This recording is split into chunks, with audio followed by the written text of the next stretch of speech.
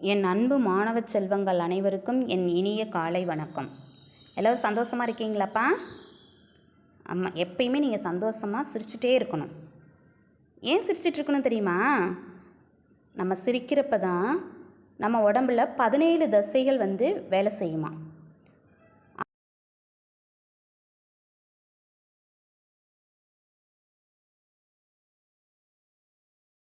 3 தசைகள் வேலை செய்யுமா. நம்ம சிரிக்கிறப்ப 17 தசைகள் மட்டும்தான் வேலை செய்யும். ஆனால் நம்ம கோபப்பட்டோம் இல்லை முகத்தை சுருங்கி விரித்தோம் அப்படின்னா 43 தசைகள் வேலை செய்யுமா. இந்த 43 தசையும் வேலை செய்கிறதுனால நம்ம முகத்தில் சுருக்கம் விழுந்துருமா. சீக்கிரம் சுருக்கம் விழுந்துடும். சுருக்கம் விழுந்துருச்சு அப்படின்னா நம்ம பார்க்குறதுக்கு வயசானவங்க மாதிரி தெரியுவோமா. அதனால தான் நம்ம எப்பயுமே சந்தோஷமாக சிரிச்சுக்கிட்டே இருக்கணும். சரியாப்பா? ஓகே. அடுத்தது இந்த தம்பி பாருங்கள், நெற்றியில் என்னத்தை பூசியிருக்கான்? திருநீர். இந்த திருநீர் பார்த்தீங்க அப்படின்னா கோயிலில் நமக்கு பிரசாதமாக கொடுப்பாங்க. சாமி கும்பிட கோயிலுக்கு போனோம் அப்படின்னா பிரசாதமாக கொடுப்பாங்க. அதை வாங்கி நம்ம நெற்றியில் பூசிக்குவோம். அது மட்டும் இல்லை, இதுக்கு இன்னொரு சிறப்பு இருக்குது. என்ன அப்படின்னா, நம்ம தலையில் பார்த்தீங்க அப்படின்னா கெட்ட நீர் இருந்துச்சு அப்படின்னா நம்ம தலையில் அந்த திருநீர் பூசும் பொழுது அந்த கெட்ட நீரெல்லாம் அது எடுத்துருமா. எடுக்கிறதுனால நம்ம மூளை எப்பயும் புத்துணர்ச்சியோடு இருக்குமா. சுறுசுறுப்பாக புத்துணர்ச்சியாக நம்ம எந்த வேலை செஞ்சாலும் உடனே நம்மளால் செய்ய முடியும். அதனால தான் இந்த திருநீர் நம்ம நெற்றியில் பூசிக்கிறோம். ஓகேங்களா? அடுத்தது இந்த படம் பார்த்தோன்னே தெரியுது. ஓ, வெரி குட். ஸோ மிஸ்ஸு சொல்கிறதுக்கு முன்னாடி கண்டுபிடிச்சிட்டிங்களாட்டுக்கு? ஆமாம், இது நம்ம பள்ளியோட படம், நம்ம பள்ளிக்கூடத்தின் படம். இந்த படம் இப்போ பார்க்குறதுக்கு எப்படி இருக்குது? எந்த நாளில் இந்த மாதிரி இருக்கும் தெரியுங்களா? நமக்கு ஞாயிற்றுக்கிழமையில் நீங்கள் உங்களுக்கு விடுமுறை விடுவாங்க இல்லையா ஞாயிற்றுக்கிழமை, அப்போ பார்க்குறப்ப தான் இந்த மாதிரி இருக்குது. ஆனால் இப்போ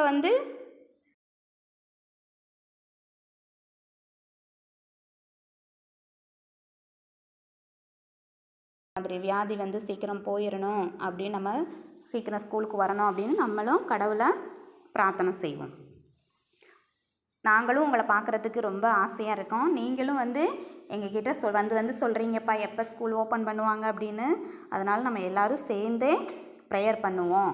அப்போ சீக்கிரமே நமக்கு ஸ்கூல் ஓப்பன் பண்ணிடுவாங்க. ஓகேப்பா? இப்போ நம்ம பார்க்க போகிறதும் வாரத்தின் நாட்கள். நம்ம ஸ்கூலுக்கு பார்த்தோம் அப்படின்னாக்கா திங்கக்கிழமை ஆயிடுச்சு அப்படின்னாக்கா உங்களை எல்லாரையும் பார்க்க நம்ம கிரவுண்டில் பார்க்கோம் அப்படின்னா சூப்பராக இருப்பீங்க, அழகாக எல்லோரும் வந்துடுவீங்க ஸ்கூலுக்கு. ஸோ அதை நம்ம பற்றி பார்க்க போகிறது தான் வாரத்தின் நாட்கள். இந்த வாரத்தின் நாட்களை நீங்கள் எல்கேஜி யூகேஜிலேயே படிச்சிருப்பீங்க. அது ஓரலாக சொல்லியிருப்பாங்க மிஸ்ஸு. இப்போ நம்ம எழுத்து கூட்டி வாசிக்கணும். வாரத்தின் நாட்கள். வாரத்தின் நாட்கள் 7. ஞாயிறு, திங்கள், செவ்வாய், புதன், வியாழன், வெள்ளி, சனி. இதுதான் வாரத்தின் நாட்கள் 7. ஞாயிறு, வாரத்தின் முதல் நாள் ஞாயிறு. ஸோ பெரும்பாலான நாடுகளில் பார்த்தீங்க அப்படின்னா இந்த ஞாயிற்றுக்கிழமை லீவு. அது கவர்மெண்ட்டே விடுமுறையை சொல்லியிருக்காங்க. நம்ம நாட்டிலையும் ஞாயிற்றுக்கிழமை விடுமுறை தான். ஸோ ஞாயிறு, வாரத்தின் முதல் நாள் ஞாயிறு. இந்த ஞாயிறு அப்படின்னு சொன்னோன்னா சூரியன். ஞாயிறு அப்படின்னா சூரியனை குறிக்கும். இந்த ஞாயிற்றுக்கிழமை நிறைய பேர் கோயிலுக்கு போவோம். ஏன்னா வாரத்தோட முதல் நாள். நம்ம ஒரு விஷயம் செய்கிறோம் அப்படின்னா நம்ம விஷயம் செய்கிறதுக்கு முன்னாடி எப்பயுமே ப்ரேயர் பண்ணிட்டு தான் ஆரம்பிப்போம். அப்படி தானேங்களா? அதே மாதிரி தான் இந்த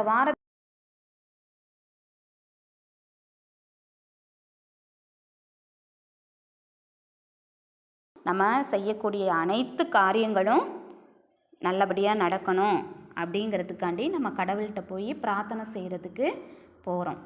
வாரத்தின் முதல் நாள் ஞாயிறு. அடுத்தது திங்கள். வாரத்தின் 2ஆம் நாள் திங்கள். இந்த திங்கள் கிழமை பார்த்தா அப்படின்னாக்கா நம்ம ஸ்கூலுக்கு வரோம். ஸ்கூலுக்கு வரக்கூடிய முதல் நாள் திங்கள். வாரத்தின் 2ஆம் நாள் திங்களாக இருந்தாலும் நம்ம வேலைக்கு போகக்கூடிய நாட்கள் எது? பணி செய்ய துவங்குறதுக்கு முதல் நாள் இந்த திங்கள் தான். திங்கள் அப்படின்னா நிலவு. நம்ம நிலா இருக்கு இல்லையா, அந்த நிலாவோட பெயர் தான் திங்கள். அடுத்தது செவ்வாய். செவ்வாய் நீங்கள் ஃபஸ்ட் ஸ்டாண்டர்ட்லேயே படிச்சிருக்கீங்க. பிளானட் அதை பற்றி படிச்சிருப்பீங்க, கோள்கள். இந்த கோள்களில் ஒரு பெயர் தான் செவ்வாய். அடுத்தது புதன். புதன் வாரத்தின் 4ஆம் நாள் புதன்.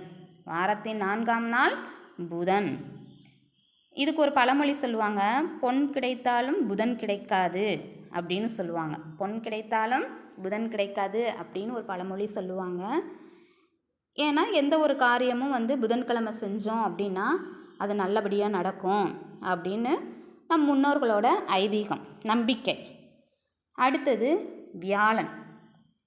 வியாழன் அப்படின்னா குரு அப்படின்னு பொருள். வியாழன் அப்படின்னா குருன்னு சொல்லுவோம். குரு அப்படிங்கிறவர் யார் அப்படின்னா ஒரு ஒளியை கொடுக்கக்கூடியவர். மாணவர்களுக்கு அறிவு ஒளி அப்படின்ற ஒரு ஒளியை கொடுக்க.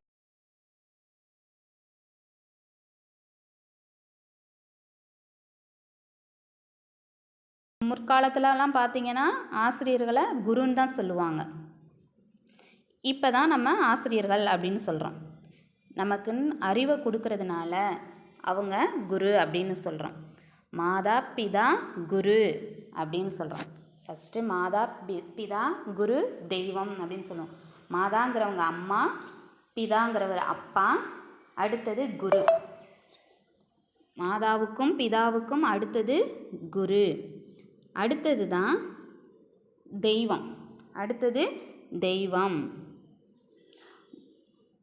அடுத்தது பார்த்தீங்க அப்படின்னா வெள்ளி. வெள்ளி ஒரு நல்ல ஒரு நாள், புனித நாளாக எல்லாருக்குமே. ஏன்னா வெள்ளிக்கிழமை அப்படின்னா அம்மா என்ன பண்ணுவாங்க, வீடு வாசல்லாம் நல்லா சுத்தம் பண்ணி நல்லா நீட்டாக வச்சு உடனே கோயிலுக்கு போகிறோம் இல்லையா, அது ஒரு புனித நாளாக, எல்லா தெய்வங்களுக்கும் உகந்த நாளாக வெள்ளிக்கிழமையை சொல்லுவாங்க. இந்த பெண்கள்லாம் பார்த்தீங்க அப்படின்னு சொன்னாக்க இந்த வெள்ளிக்கிழமை நம்ம தலைக்கு எண்ணெய் வச்சு தேய்ச்சி குளித்தோம் அப்படின்னாக்க ரொம்ப ரொம்ப நல்லது அப்படின்னு சொல்லுவாங்க. அடுத்தது சனிக்கிழமை. அடுத்தது வாரத்தின் கடைசி நாள் சனி. இந்த சனிக்கிழமை பெருமாளுக்கு உகந்த நாள் அப்படின்னு சொல்லுவாங்க. பெருமாள் கடவுள் இருக்கார் இல்லையா, அவங்களுக்கு ரொம்ப ரொம்ப உகந்த நாள். அன்னைக்கு நம்ம என்ன வேண்டிக்கிட்டு ஏதாவது நினச்சிட்டு பெருமாளுக்கிட்ட வேண்டிக்கிட்டோம் அப்படின்னா அது உடனே நடக்கும். ஆண்கள்லாம் பார்த்திங்கன்னா இந்த சனிக்கிழமை தலையில் எண்ணெய் தேய்ச்சி குளித்தோம் அப்படின்னா ரொம்ப நல்லது அப்படின்னு சொல்லுவாங்க. சரிங்களா? ஓகே, இப்போ மிஸ்ஸு வாசிக்கிறேன், அதே மாதிரி நீங்களும் வாசிங்க. வாரத்தின்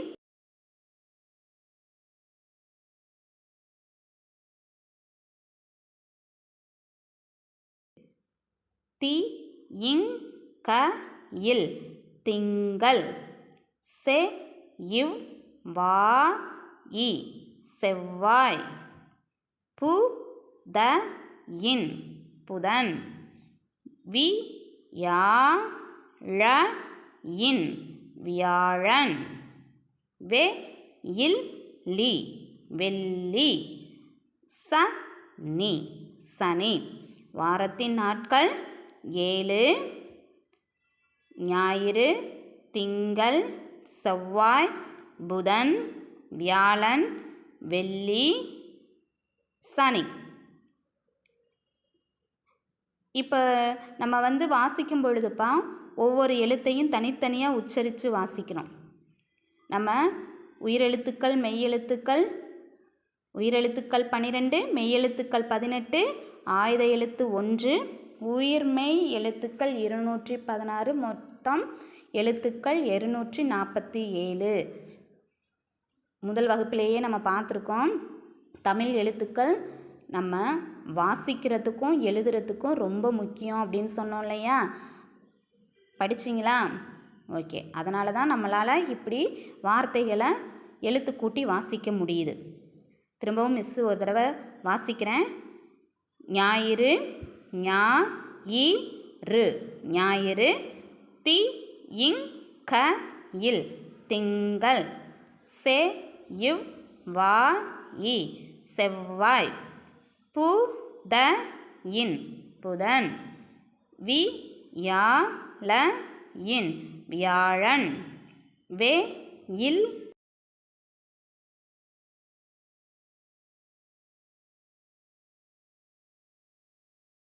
இதில் எப்படி வினாக்கள் கேட்குவாங்க அப்படின்னா, வாரத்தின் நாட்கள் எத்தனை அப்படின்னு ஒரு வினா கேட்கலாம்.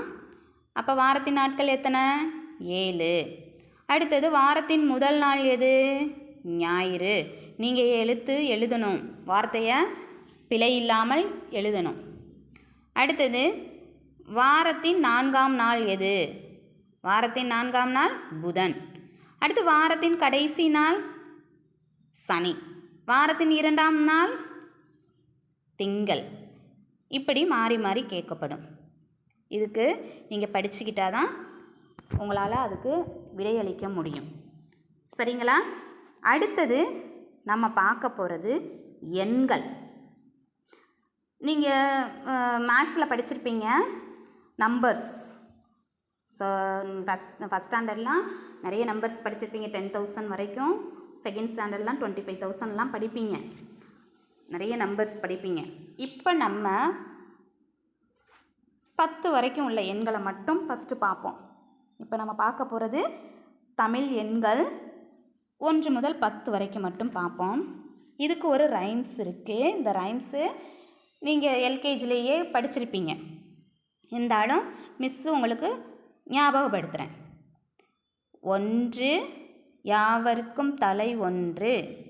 1 யாவர்க்கும் தலை 1. 2 முகத்தில் கண் 2. 2 முகத்தில் கண் 2. 3 முக்காலிக்கு கால் 3. 3 முக்காலிக்கு கால் 3. 4 நாற்காலி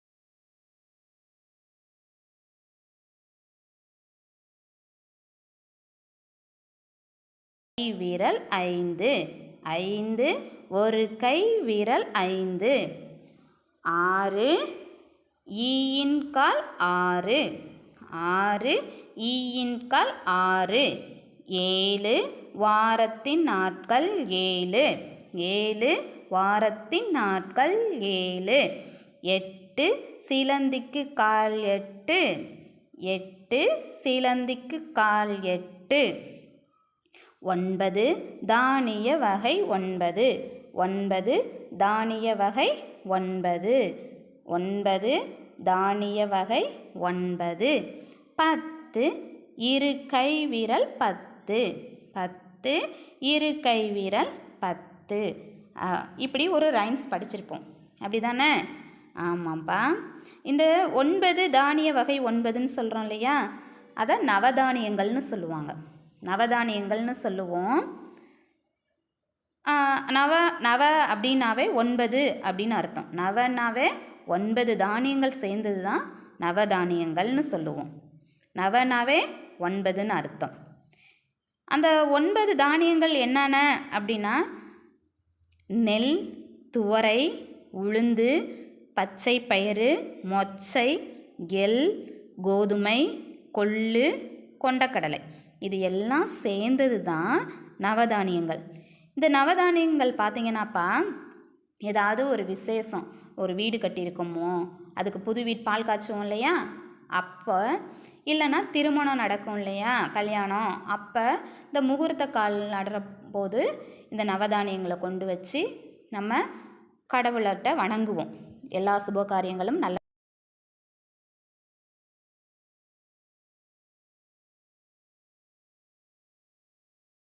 நீங்கள் எல்கேஜி யூகேஜியில் ஓரலாக தான் படிச்சிருப்பீங்க.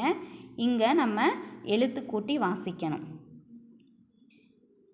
ஓ இன்று 1. ஓ இன்று 1. ஈர இன்று 2. ஈர இன்று 2. மூ இன்று 3. மூ இன்று 3. நா இங்கு 4. ஐ இந்து 5. 6 6.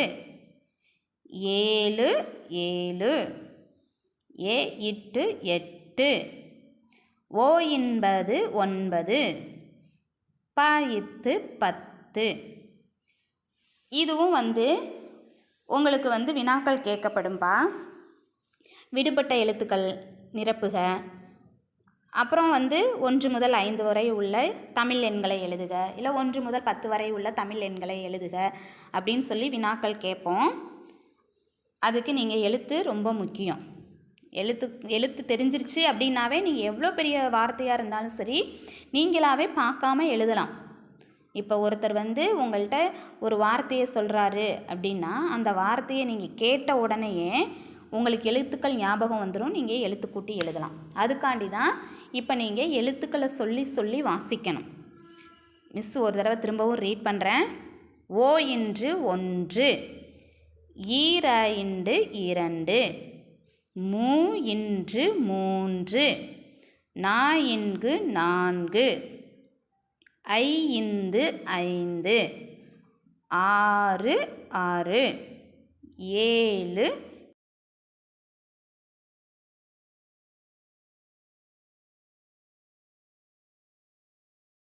10. இது தமிழ் எண்கள் 1 முதல் 10 வரை உள்ளது. இதை நல்ல எழுத்து கூட்டி படிச்சுட்டு பார்க்காம நீங்கள் எழுதி பார்க்கணும்.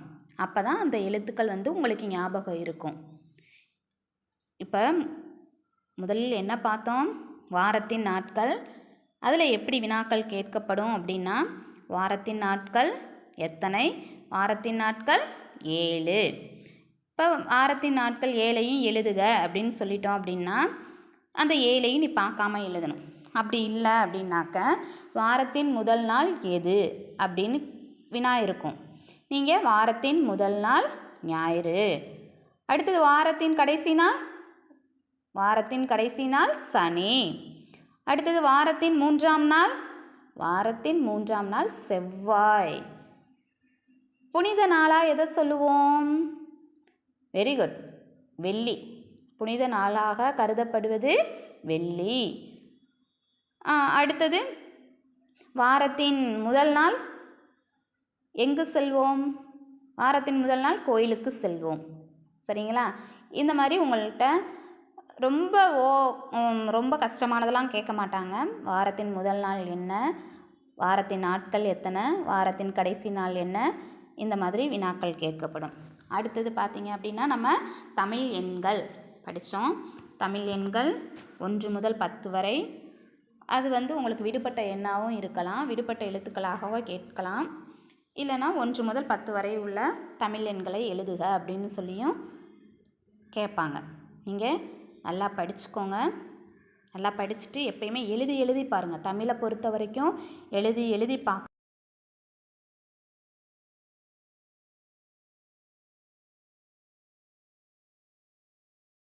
எழுதணும் அப்படின்னாக்க ரொம்ப அசிங்கமாக போயிடும், கஷ்டமாக இருக்கும். அதனால் அந்த மாதிரி பிழையோடு எழுதக்கூடாது. அதனால தான் உங்களை இப்போயே வீட்டில் இருக்கிறப்ப நல்லா எழுதி பார்த்துக்கங்க. சரிங்களா? மீண்டும் அடுத்த வகுப்பில் சந்திக்கலாம். நன்றி மாணவர்களே.